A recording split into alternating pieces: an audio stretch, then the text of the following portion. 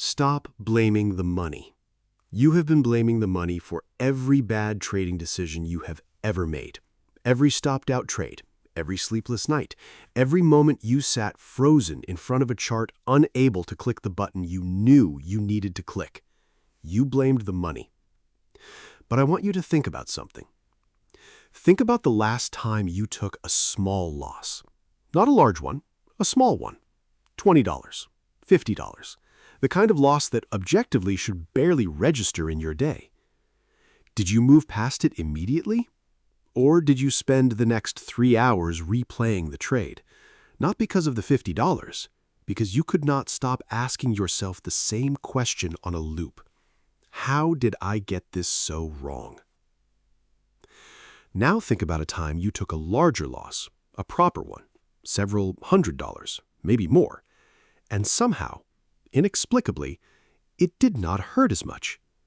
You closed the trade, you accepted it, you moved forward with your day. If the fear was really about money, that should not be possible. The larger loss should always hurt more, but it doesn't. Sometimes the $50 loss follows you home, and the $500 loss barely registers. That tells you something important. Something that changes everything about how you understand your own psychology. The pain was never about the money. It was about what the loss meant. And the meaning is where all of this lives. That is what this video is about. Not the market, not the strategy. The invisible thing happening underneath every trade you have ever taken. The thing that nobody talks about because it's uncomfortable to admit. Let's go deep. Every trade you take has two outcomes. Most traders only ever see the first one. The visible outcome is simple. You bought, you sold, you made money or you lost money. That is the outcome you record in your trading journal, the outcome you talk about, the outcome you blame when things go wrong. But underneath every visible outcome, a second trade is happening simultaneously. Invisible, unrecorded, never discussed. But more powerful than anything on the chart. Your confidence is being tested. Your identity is being evaluated. Your self-worth is being updated based on what just happened, and it does not ask your permission before doing it. The moment price starts moving against you, the market is not just threatening your capital, it is threatening the story you have been telling yourself. I am a good trader. I know how to read the market. I have finally figured this out.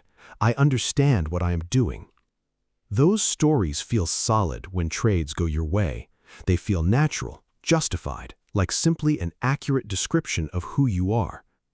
But the moment a trade fails, those stories feel suddenly fragile, suddenly uncertain, suddenly like something that needs to be protected.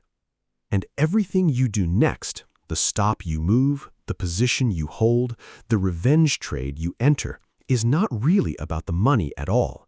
It's about protecting the story. From having to be rewritten, from having to include a version of you that was wrong, that was mistaken, that did not know as much as you thought. That is the invisible trade. And once you see it clearly, trading will never look the same to you again. Think about two traders, same market, same day, same setup. Both lose exactly $100 on the same trade. The first trader looks at the closed position for about 2 seconds, nods slightly, closes the laptop, gets up, makes coffee. By the time the kettle has boiled, he is thinking about what to have for lunch. The loss happened, he noted it, he moved on. The second trader stares at the screen, opens the trade on a lower time frame, tries to understand exactly where it went wrong, closes the chart, opens it again, starts questioning the entire system, sends a message to his trading group asking if anyone else saw a reversal, lies in bed that night replaying the entry in his head, wakes up the next morning still thinking about it. Same loss, $100, completely different experience. Same market, same day, same amount of money, but one trader lost money, and the other trader lost something far more important to him: certainty, confidence, the comfortable belief that he knew what he was doing. The first trader's identity was never attached to the trade. So when the trade failed, only the trade failed. The second trader's identity was entirely inside the trade. So when the trade failed, something in him failed with it. And that distinction, that simple, devastating distinction, is the difference between a trader who can sustain this profession for years and a trader who quietly disappears from it, blaming the market, blaming the broker, blaming everything except the real reason. He could not separate who he was from what his trades did. Once you understand the invisible trade, everything that used to confuse you about your own behavior starts making sense. Suddenly, moving your stop-loss is not about the trade at all. It is about protecting your ego from the verdict the market is about to deliver. Closing the trade means accepting the judgment that the analysis was wrong, that the prediction failed, that you were mistaken. And the ego, particularly the ego of someone who has told themselves they are developing into a good trader, finds that judgment genuinely threatening. So it manufactures a reason to delay it. Just a little more room. Just one more candle. Just until I can see if this level holds. Not because those reasons are analytically valid, because they buy time before the verdict lands. Refusing to close a losing trade is not really stubbornness. It is self-protection. Clumsy, expensive, financially destructive self-protection, but self-protection nonetheless. And revenge trading, that specific, urgent, compulsive need to immediately enter another trade right after a loss, makes complete sense through this lens. It was never really about the money. It was about the confidence, about the certainty, about the self-image as a competent trader that the loss temporarily disrupted. The revenge trade is not trying to recover capital. It is trying to recover identity, to prove to yourself, to no one else because no one else is watching, that the loss was a fluke, that the competence is real, that the story is still intact. And overtrading, the relentless, exhausting, account-draining compulsion to always be in the market, that is rarely about opportunity either. It is about avoiding the silence in which the losses replay. The busy, active, always in a trade state creates a feeling of engagement that briefly drowns out the discomfort of the question underneath. Am I actually good at this? As long as another position is open, that question is temporarily suspended. There's always something to focus on, something to analyze, something that might work and prove the answer is yes. The money is always the surface. The real battle is always underneath. And until you look at what is underneath, you'll keep making the same expensive decisions while wondering why the strategies never quite work the way they should. The neuroscience of this is worth understanding. Not because it excuses the behavior, because it explains why the behavior feels so compelling and so reasonable in the moment. The brain processes threats to identity through the same neural pathways it uses to process physical threats.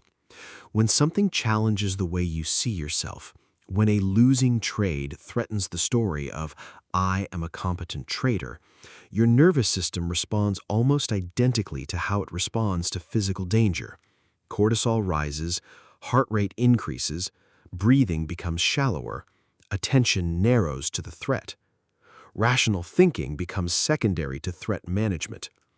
This is why you stop becoming objective the moment a significant loss is accumulating. It is not that you forget to be objective. It is that your brain has temporarily redirected its resources away from objective analysis and toward identity protection. It is trying to protect you in the only way it knows how. And the protection strategy it generates is the same one it uses for every threat. Deny, negotiate, delay. Find a way to make the threatening thing less threatening, which in a trading context looks like this. Maybe it will come back. I will give it more room. This is not the real move. Those thoughts feel like market analysis. They are not. They are the nervous system's threat management protocol running through your prefrontal cortex and borrowing its language. The market did not create those thoughts. Your identity did. And this is why some traders spend years hunting for a better strategy, a better entry, a better indicator, a better system, when what they actually need is a better relationship with being wrong. Because the strategy's fine, the execution collapses under the weight of identity protection. And no new strategy changes that. Only understanding the mechanism changes that. There's a pattern here that becomes visible the moment you look for it. And once visible, it cannot be unseen. Every major psychological mistake in trading, the moved stop, the revenge trade, the held loser, the excessive risk, every single one of them is the same mistake wearing a different costume. The mistake is attaching identity to outcome, needing the trade to say something good about you, needing to be right, needing the market to confirm the story. Strip that attachment away, genuinely strip it away, not just intellectually, but in practice, and the mistakes dissolve. Not all of them, not immediately, but the specific class of mistakes that are driven by identity protection rather than poor analysis. Those dissolve, because there is nothing left to protect. The trade is no longer a referendum on who you are. It is simply a trade, one data point in a probabilistic series. Either it will work or it will not, and neither outcome says anything about your intelligence, your potential, or your worth. It only says one thing: this specific idea in this specific market at this specific moment did not work. That is all. Nothing more, nothing less. Professionals carry this understanding, not as an idea they find intellectually interesting, as a lived reality they have arrived at through the painful, expensive process of attaching their identity to enough losing trades to finally understand what that attachment costs.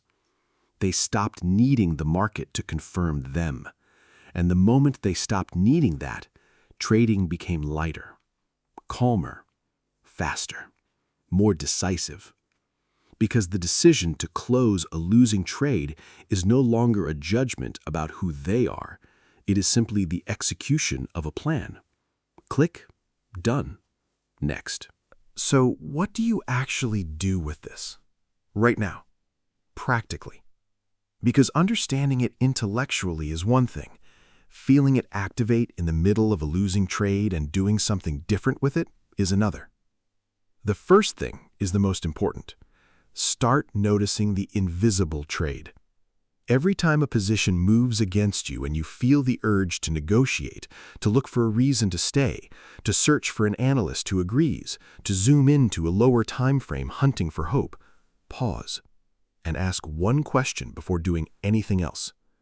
Am I looking at the market, or am I looking for permission to keep believing what I want to believe? That question does not feel comfortable, but it is honest. And honesty in that moment is the most valuable thing you can bring to a trade. The second thing is to separate the visible trade from the invisible one explicitly. After every significant loss, write 2 sentences. First sentence, what happened in the trade? Second sentence, what the loss made you feel about yourself. That second sentence is the one that matters, because it shows you exactly which part of your identity was inside the trade. And once you can see it, you can start watching for it at the entry, noticing when the position is not just a position, when it has become a statement about who you are, and releasing that attachment before it costs you. The third thing is to build a process-based identity deliberately. If your self-worth as a trader comes from outcomes, every losing trade is a threat.